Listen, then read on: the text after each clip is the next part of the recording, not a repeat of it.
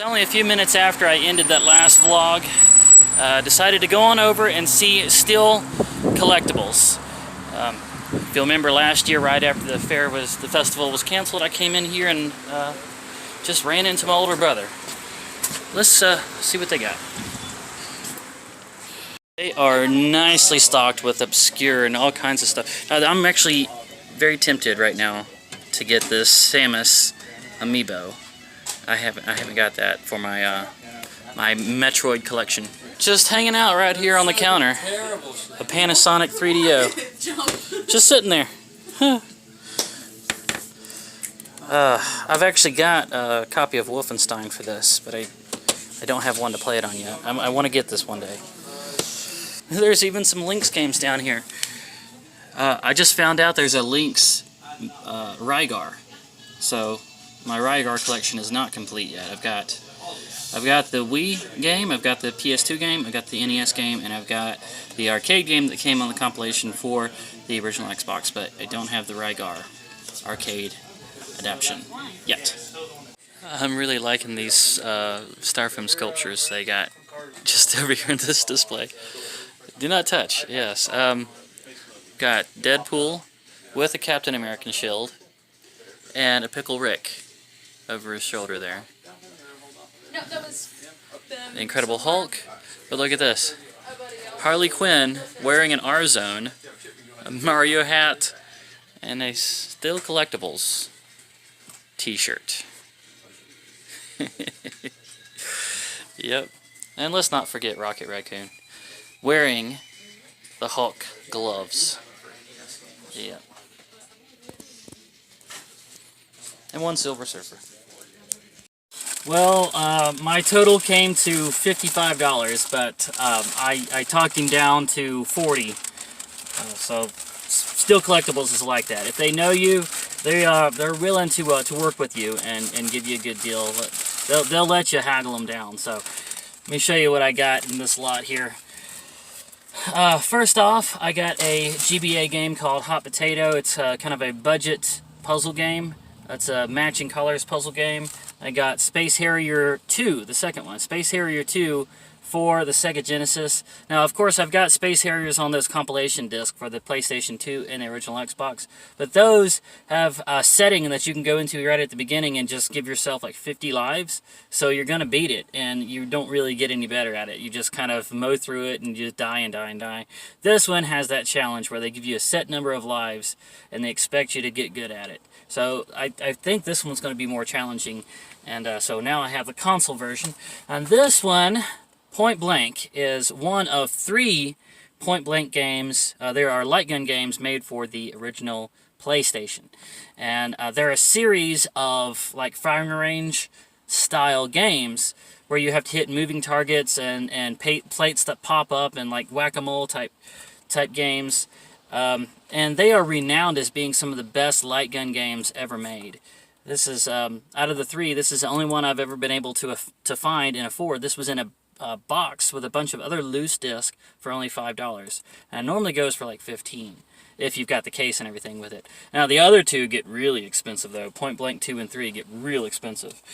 And then there's this one here, the Witch and the 100 Knight. Huh. The Witch and the 100 Knight. I've only seen this like one other time in a GameStop and passed on it because I looked up some reviews and they weren't speaking of it very, very highly. But then I started noticing just how I just never see it. I saw it that one time and I was like, I've never seen that game again. And on the review, like there was a lot of speaking roles in it, so you don't have to do a whole lot of reading. So the story moves along by good voice acting. And it's a dungeon crawler. With a mini map up in the corner, and that's the kind of game that I like. So when I finally found it again, I went ahead and grabbed it. And then for the Sega Master System, and that, if you guys didn't know, was their 8-bit machine that came before the Genesis. I have the power base converter, but I haven't been collecting them very much. But I found this one today, and this one was set at only $15, but like I said, I've talked them down. And it is a really fun top-down scrolling shooter, and according to even on, look at that, it's even got a little poster still in there with it. Even on classic game reviews, the YouTube game reviewer that I really trust, he described this as being almost as fun as Truxton, and Truxton is his favorite game. So you know, I've got to give this one a try for that cheap. I really need to get more for the Master System because my collection for that system is really thin. And then I got the comic book adaptation of Centipede, and this one is set in a post-apocalyptic world where, of course, insects have, you know, spread some kind of virus or something, and there's this really desolate, and there's this one player here just shooting a bunch of spiders and whatnot. And this is number 1, and I don't think any more exist yet. This is the beginning of the series. So, you know, I collect Centipede, all different versions of Centipede, and this will be a nice little thing to like have a little backer when I have all the games in front of it, and I just sit this behind it, and then I have the poster behind that. It's going to make a nice little shrine to Centipede, and of course I'm looking forward to reading it as well. It looked like a good read, so that was a good little lot for only 40 bucks. Of course, I can't go to Kennesaw without stopping at least once at the Frozen Cow. This is that ice cream place that makes their ice cream right in front of you using liquid nitrogen. So let's go see what I can find that I haven't already tried.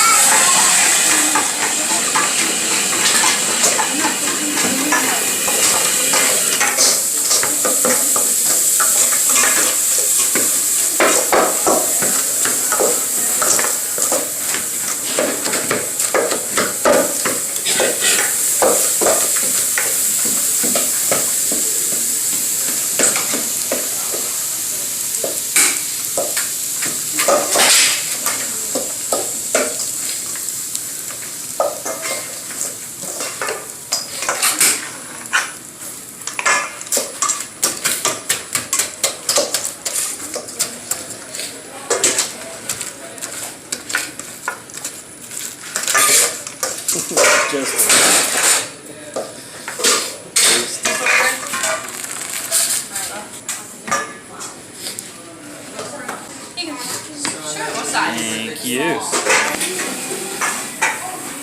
It's a large tiramisu.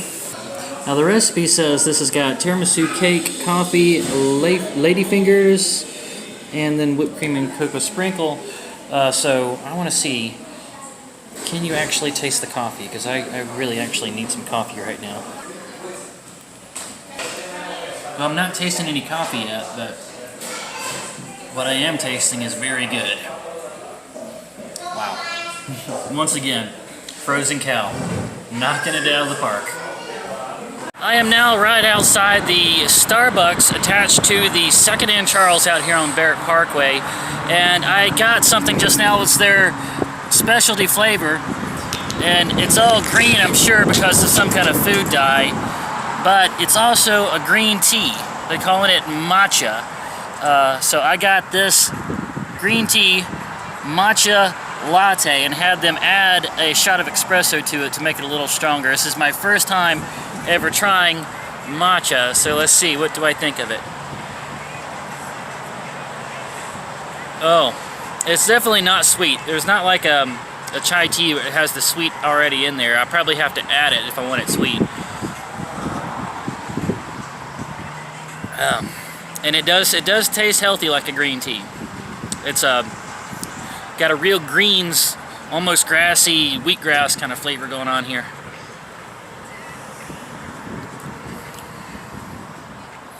You know what? Now that I'm getting down into the actual liquid, it's a little hot, but if I let it cool, yeah, I can tell just how enjoyable it can be. Yeah, I'm gonna go ahead and finish this without adding any sweetener to it. I think it's just fine as is.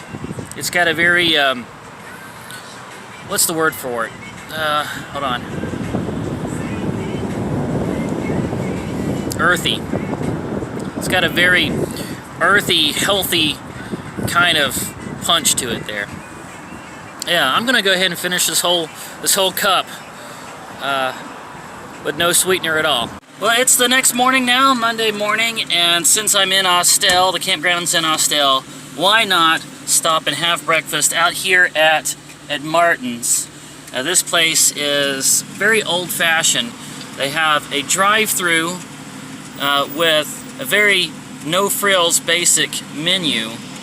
And then once you've ordered your food, you have the option of pulling over here into the covered pavilion kind of area in the shade and just relaxing in your car and eating your breakfast right here by the restaurant. They don't have a dining area inside, so it's kind of like Sonic in that sense, but they don't drive it out to you.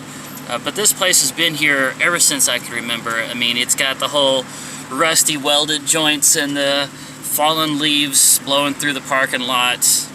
But yet, when you look into the kitchen, you can tell it's well maintained, and there's a sense of pride in Martin's. And so I talked a little bit to the cashier when I got up to the window about the store. So here's that. How many Martins are there left? How many what? Martins are there left? There's 17 Martins altogether. Oh, 17. Yeah, there's 17 Martins. And where are they mostly located? Like in the metro Atlanta area? No, none is in Atlanta. Oh, there's none. I don't There's know. none. Really? I really don't. What time do you guys close normally? We close at 3. Okay. Yeah, we got like some in Cartersville, Dallas, Rockmart. Yeah, we got one in Rockmart. They're getting ready to build one in Canton. They're getting Oh, so you guys are actually spreading out some. That's nice. Okay, cool. So let's take a look at the breakfast and see if it's as good as I remember from the last time I was here. I ordered some scrambled eggs. I think that's what that is, a little side of scrambled eggs. And of course their giant chicken biscuit that they are famous for. Oh yeah, chicken biscuit definitely. Never disappointed in the chicken biscuit from Martin's. Oh, just look how big that is up to my hand right there. That's a hamburger. That's hamburger sized, but it's a chicken biscuit. Oh yeah. Yes. Man, you bite into that and it just puts a smile on your face, boy. That is... Man, for all the blue-collar workers through Austell, it's going to their factory jobs or going out to go operate some big machinery at a construction site or something. This is the perfect way to come start your day. Just stop by Martin's. Man, wow. Brings back memories. Well, guys, it is the next afternoon, Tuesday afternoon, and unfortunately I don't have any video to show you for the past day because I got all caught up in paperwork. I know you're probably getting tired of hearing that, but when going over my tax returns, I realized that I was actually behind on some of my more important festival applications, including the Old Fiddlers Convention and Athfest, and you know how important those are. And so I called them, asked for a little bit of a grace period, and so went ahead and got those in, as well as my first quarter sales tax and expenses, and the end of the month bill paying, and I went ahead and took care of. So I got a lot of it done, and so I've been adulting for the past day. Some days I just have to do that. But I don't. And it turns out my younger brother is just working a lot of overtime, and my older brother is in Canada right now because the company he's working for has got him doing some specialized training out there. So not gonna be able to spend any time with them either. So you don't know what things are going to be like year to year. Sometimes you have an awesome time, and sometimes you just have a get work done kind of time, like what happened this year. But I did just finish something that I think is kind of fun that you guys are going to like. And that is, if you'll remember, I attached the GoPro to the handlebars right here with this fitting. And did one test video of that, and it was kind of shaky. Some people said they liked it. But when looking it up on YouTube, it turns out a lot of people that do bike riding videos attach the camera to the bike helmet. And so, with a little bit of mechanical persuasion, I managed to to get this here GoPro attached to the bike helmet. Rather steady, actually. I'm pretty confident this will not come off. And I did one test video, and that I kind of liked. I liked the angles. I thought that looked a lot better than on the handlebars. And so I'm gonna do a bike ride around this campground, because as it turns out, this campground, with as cheap and quiet and no frills as it is actually riverside. There is a river that runs along this backside of the campground with a few trails.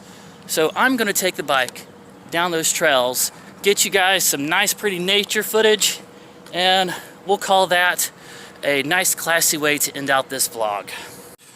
Wow, don't I look perfectly ridiculous now? Alright guys, switching to the GoPro footage in 3, 2, 1.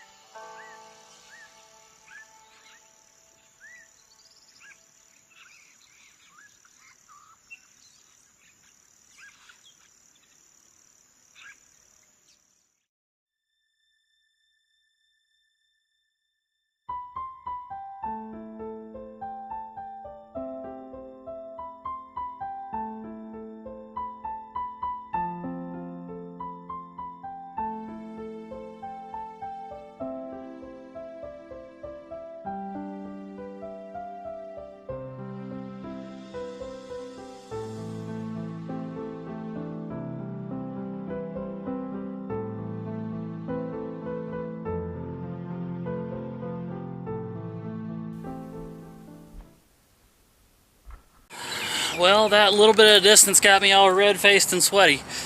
Man, am I out of shape. Boy, that brings me back, though, to my childhood, pumping that little one-speed bike up and down the neighborhood streets. Don't forget to hit that thumbs up like button if you like this vlog. Leave something down in the comments, and subscribe if you haven't already. Please, subscribe, and hit that bell icon so that you'll start receiving notifications of all my future updates.